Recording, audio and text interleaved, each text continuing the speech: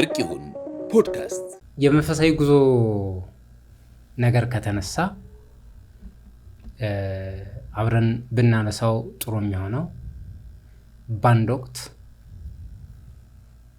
ወደ ዝዋይ ደሴያት ሄዳችሁ ነበር። ምን ተፈጠረ? ዝዋይ ደሴያት መሀሉ ላይ ስትደርሱ ምንድነው የተፈጠረው? አንተ ምን አደረክ?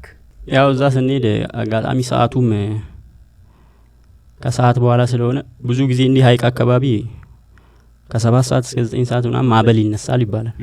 የትም ቦታ እንደዚህ አይመከርም የጀልባ ጉዞ ምናምን።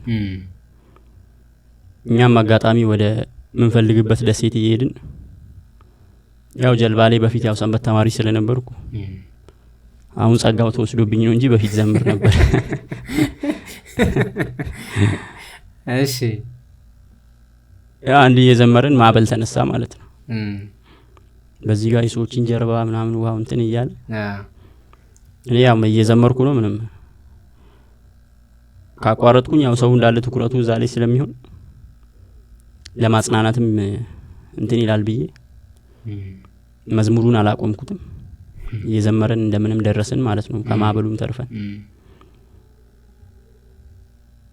ከዛ በኋላ ነው እንደዚህ ማዕበል ተነስቶ ሲዘምር ነበር ምናምን ብሎ ሰዎች እንትን ያሉት እንጂ እኔ ምንም ያን ያክል ያረኩም አልመሰለኝም።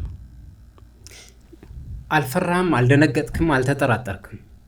ደቀ መዝሙሩ የክርስቶስ ጴጥሮስ እንኳን ተጠራጥሯል፣ ፈርቷል።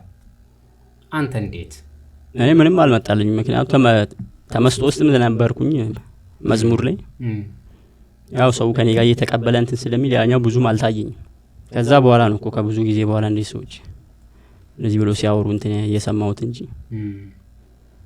ምንም አልተረበሽኩም። እኔ ምንም አልመሰለኝም። መዝሙሩን ሳላቆመው ምን ሳልል ነው ማዕበሉ ተረጋግቶ የደረስ ነው። በኋላ ከሰው ስሰማ ነው እኔ እንትን ያደረኩት እንጂ በሰዓቱ ምንም የተፈጠረብኝ ነገር የለም።